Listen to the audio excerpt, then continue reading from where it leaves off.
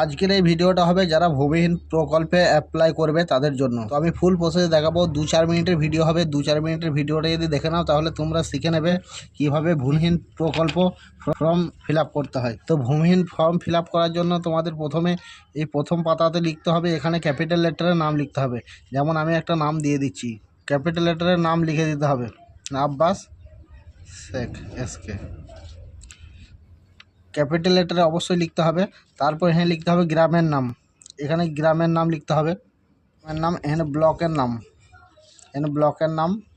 তারপরে এখানে লিখতে হবে গ্রাম পঞ্চায়েত, পঞ্চায়েতের নাম। তারপর এখানে পুলিশ স্টেশনের নাম, পুলিশ স্টেশন। তারপর এখানে পোস্ট অফিসের নাম, তোমাদের যা পোস্ট অফিস সেই পোস্ট অফিস এখানে দিয়ে দেবে। ডিস্ট্রিক্টের নিচে ডিস্ট্রিক্টের নাম। তারপরে এখানে পিনকোডটা দিতে হবে, দেখতে পাচ্ছ এখানটায় পরিষ্কার করে এই লম্বা ঘরটায় এটা পিনকোডটা দিয়ে দিতে হবে। যাই হোক একটা পিনকোড এখানে বসিয়ে দিতে হবে। তারপর এখানে ডেট অফ বার্থ যা আছে ডেট অফ বার্থ একটা দিয়ে দেবে, যেমন এক একটা অক্ষর যেন এক একটা ঘরে হয় এরকমভাবে ডেট অফ বার্থটা দিয়ে দেবে।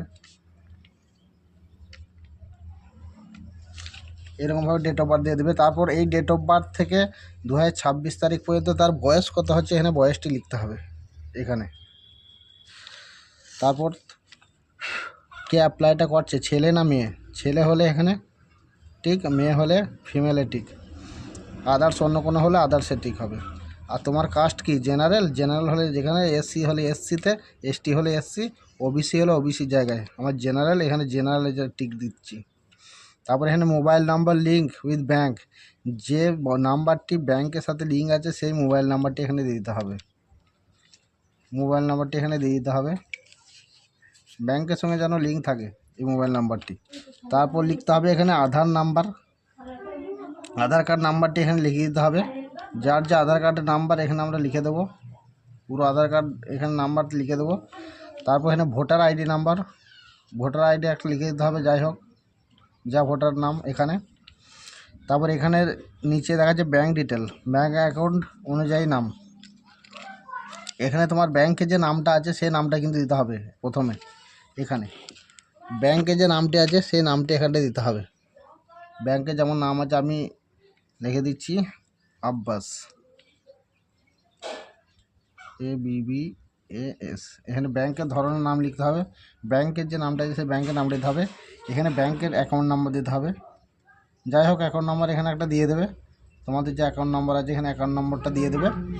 তারপর এখানে IFSC কোড দিতে হবে, IFSC কোড এখানে, এখানে IFSC কোড যাই হোক একটা দিয়ে দেবে, যা ব্যাংকের IFSC কোড সেটা দিয়ে দেবে। তারপর এখানে ব্যাংকের নাম লিখতে হবে, SBI হলে SBI যাই হবে তাই। তারপর এখানে ব্রাঞ্চের নাম লিখতে হবে, ব্রাঞ্চ, এখানে যাই হোক একটা ব্রাঞ্চ লিখে দিতে হবে, তোমাদের যে ব্যাংকের যে ব্রাঞ্চ সেই ব্রাঞ্চের নামটা লিখে দেবে। তারপর এখানে অ্যাকাউন্ট টাইপ, অ্যাকাউন্টের ধরন, সেভিংস হলে সেভিংস, কারেন্টে হলে কারেন্টে টিক, এখানে সেভিংসে টিক দিচ্ছি, সেভিংসে যাদের হবে। তারপর এখানে সেভিংস অ্যাকাউন্ট হলে ফটো সহ পাসবইয়ের 1 কপি ছবি লাগবে, ফটো সহ পাসবইয়ের 1 কপি ছবি লাগবে। আর যদি কারেন্ট অ্যাকাউন্ট হয় তাহলে এখানে ক্যান্সেল চেক, মানে চেক এক পাতা চেক ছিঁড়ে সেই চেকে লিখে দিতে হবে ক্যান্সেল, আর এখানে টিক মারতে হবে কারেন্ট অ্যাকাউন্ট হলে। তারপর এখানে নমিনি লিখতে হবে, নমিনি ব্যক্তির নাম এখানে যাই হোক একটা লিখে দিলাম, নমিনি ব্যক্তির নাম এখানে লিখতে হবে। তারপর তার সাথে সম্পর্ক কি, যদি তোমার বাবাকে নমিনি করো তাহলে এখানে লিখতে হবে ফাদার, এখানে ফাদার লিখে দিতে হবে, যা হবে সম্পর্কে সেটা এখানে লিখতে হবে। তারপর নমিনির ডেট অফ বার্থ এখানে লিখতে হবে, নমিনির ডেট অফ বার্থ, এক একটা অক্ষর এক একটা ঘরে যেন হয়, বারবার বলে দিচ্ছি এক একটা অক্ষর এক একটা ঘরে যেন হয়, এরকম লিখতে হবে। এরপরে এই নমিনির ডেট অফ বার্থের সাথে 2026 পর্যন্ত তার কত বয়স হলো সেটি এখানে লিখতে হবে, এই ঘরটি লিখতে হবে। এখানে লিখতে হবে নমিনির অভিভাবকের নাম, নমিনির বয়স যদি 18 বছরের নিচে হয় তাহলে নমিনির অভিভাবকের নামটি এখানে লিখতে হবে, তার বাবার নামটা এখানে লিখে দিতে হবে 18 বছরের নিচে হলে। তারপরে এখানে হচ্ছে এই ফর্মটি তোমাকে কেটে ওরা রিসিভ কপিটি দিয়ে দেবে এখানে, এখানে তারিখ লিখতে হবে, এখানটায় তারিখ, এখানে তারিখ লিখতে হবে, তারিখ। আর এখানে আবেদনকারী স্বাক্ষর, এখানে একটা স্বাক্ষর করে দিতে হবে। আবেদন যার নামে ফর্মটা হচ্ছে তাকে এখানে একটা সই করে দিতে হবে, যেমন একটা সই করে দিতে হবে এখানটায়। এবার নেম অফ অ্যাপ্লিকেন্ট, আবেদনকারীর নাম এখানে আরেকবার দিতে হবে। আবেদনকারীর নাম এখানে লিখতে হবে। তার আইডি স্বীকৃতি নম্বর, আইডি এখানে ওরাই দিয়ে দেবে এগুলো। আর তারিখটা এখানে হয়তো লিখে দিতে পারো তুমি, এটা ওরা লিখবে, এটা আইডি নাম্বার ফাইল নাম্বার ওরা লিখবে। এখানে যে রিসিভ করবে তোমার পত্রটি যে জমা নেবে সে এখানটায় একটা সই করে দেবে, তোমার সামনে দেবে, করে দেবে। তারপর উল্টো পিঠে চলে যাবো। এই পিঠে পুরো, এই পাতায় পুরো কাজ কমপ্লিট হয়ে গেল। এবার পরের পাতায় কাজ হচ্ছে এখানে আমার নাম লিখতে হবে, আমার যা নাম আমি বাংলায় লিখে দেবো।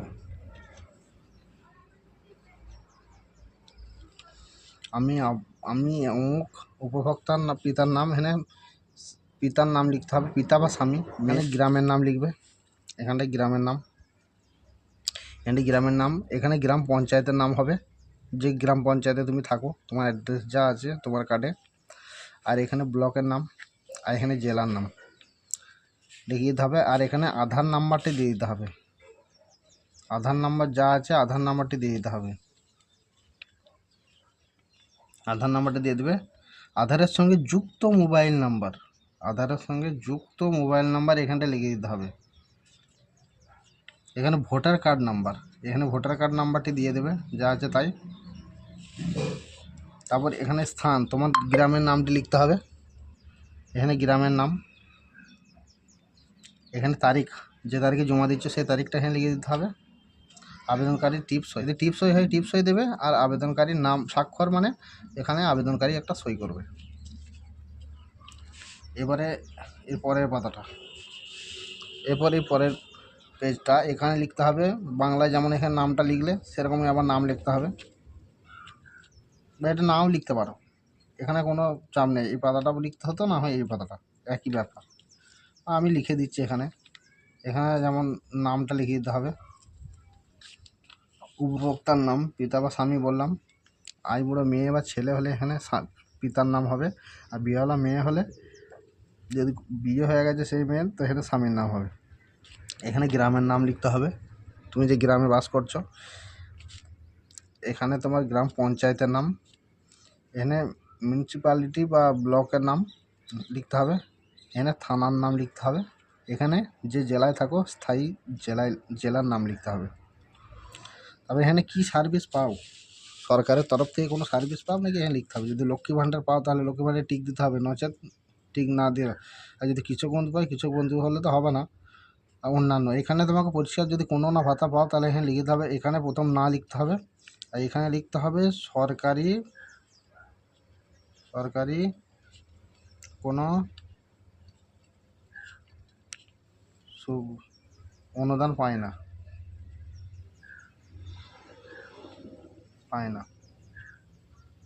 এখানে আমি লিখে দেবো, আমি সরকারি কোনো অনুদান পাই না। এখানে আবেদনকারীর একটা স্বাক্ষর করে দিতে হবে। আবেদনকারীর মোবাইল নাম্বারটা এখানে অবশ্যই দিতে হবে, এখানে আবেদনকারীর মোবাইল নাম্বারটা এখানে পরিষ্কার করে লেখা আছে, আবেদনকারীর মোবাইল নাম্বার এখানে দিয়ে দিতে হবে। তাহলে তোমার কাজ কমপ্লিট বলতে এখানে একটা ফটো চিটিয়ে দেবে, এখানে একটা ফটো সাথে নিয়ে গেলে ওরাই পেটে দিয়ে দেবে। এখানটা এই কাগজের মাথাটায় এক কপি ফটো। এর সাথে কী কী ডকুমেন্টস লাগবে, ভোটার কার্ড, আধার কার্ড, ব্যাংকের পাসবই, আর একটা পাসপোর্ট ফটো, আর কিচ্ছু লাগবে না। এবার তুমি প্যান কার্ড দিতেও পার, না দিতে পারে, প্যান কার্ড কিন্তু এখানে বলা নাই, প্যান কার্ডের কোনো উল্লেখও নাই এখানে। তো ভিডিওটি যদি একটু ভালো লেগে থাকে তাহলে ভিডিওতে লাইক করে চ্যানেলটিকে সাবস্ক্রাইব করে দেবে। দেখা হচ্ছে এরকম একটা মজাদার ভিডিওতে, ততক্ষণের জন্য বাই।